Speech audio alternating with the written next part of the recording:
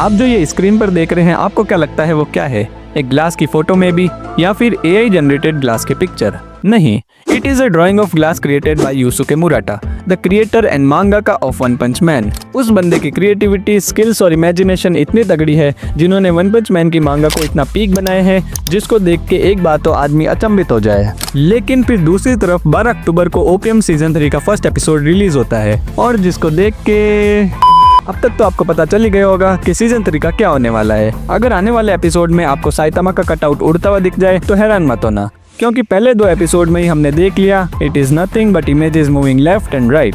जब तक मैंने ओपीएम की मांगा पढ़ी थी, I was very much excited about it's anime adaptation, क्योंकि मांगा में ओपीएम इतनी ज्यादा पीक हो चुकी है, स्पेशली जब गारो कॉस्मिक गारो बनता है और इतनी क्रेजी फाइट्स और विजुअल्स जो देखे और उनसे जो गूज़बम्स आए, it was such a crazy experience for me. लेकिन जब मैंने सीजन 1 से सीजन 2 में आते आते ही इसकी एनिमेशन क्वालिटी में इतना ज्यादा ड्रॉप देख लिया, तो आने वाले सीजन्स में मेरी एक्साइटमेंट उतनी ज्यादा नहीं रही। और इसका एक रीजन ओपीएम के एनिमेशन स्टूडियो का चेंज होना भी है। इसका फर्स्ट सीजन तो मैड हाउस स्टूडियो ने बनाया था, और क्या बनाया था, और second and third season JC staff studio बना रही है। तो ये तो एक्सपेक्टेड था कि इसकी एनिमेशन उतनी खास होने नहीं वाली, लेकिन इतनी खराब होगी ये नहीं सोचा था।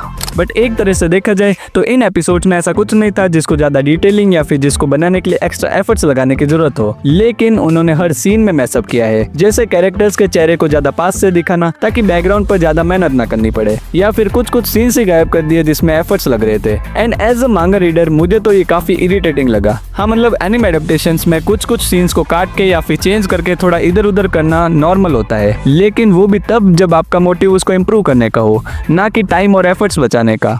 और जैसे हमारे व्यूब भाई ने पॉइंट आउट किया कि गर्ल कैरेक्टर्स को हर सीन में भर भर के डिटेलिंग दी है।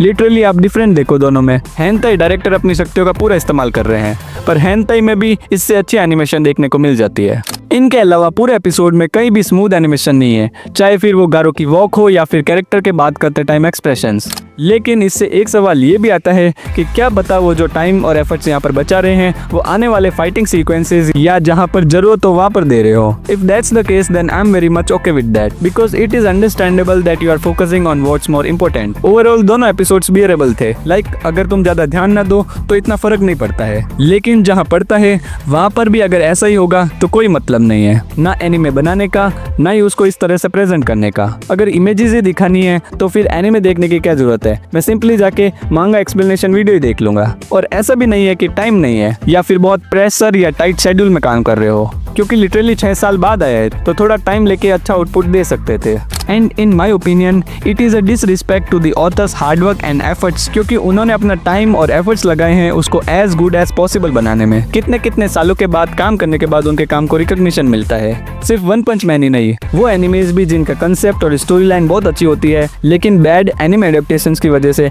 उनको क्रिटिसिज्म का सामना करना पड़ता है, जिसकी वजह से ना उनको जस्टिफाइड रिकॉग्निशन मिलता है और ना ही एप्रिशिएशन।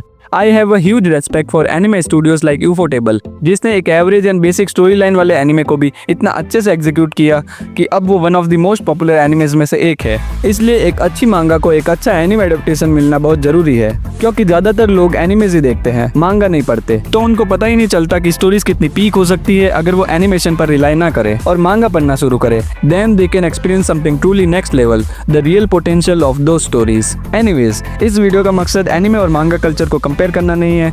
उस टॉपिक पर अपने ओपिनियन शेयर करने के लिए मैं एक पूरी सेपरेट वीडियो बना दूंगा, तो उसको देखने के लिए चैनल को सब्सक्राइब जरूर करें। I made this video for one purpose only. अगर सीजन 3 के आने वाले एपिसोड्स में भी सेम तरह की एनिमेशन रहती है then I recommend that everyone should read manga instead. ये सुन के आप में से काफी लोग यही सोच रहे होंगे कि मांगा कौन पढ़ता है, मजा नहीं आता, blah blah blah. But trust me on this, मुझे भी पहले यही लगता था कि मांगा पढ़ना बेकार है और मांगा सिर्फ स्टोरी और प्लॉट जानने के लिए पढ़ी जाती है। फाइट्स को देखने का मजा तो सिर्फ एनिमेज में आता है। But after reading 50+ mangas, I can say that I was wrong।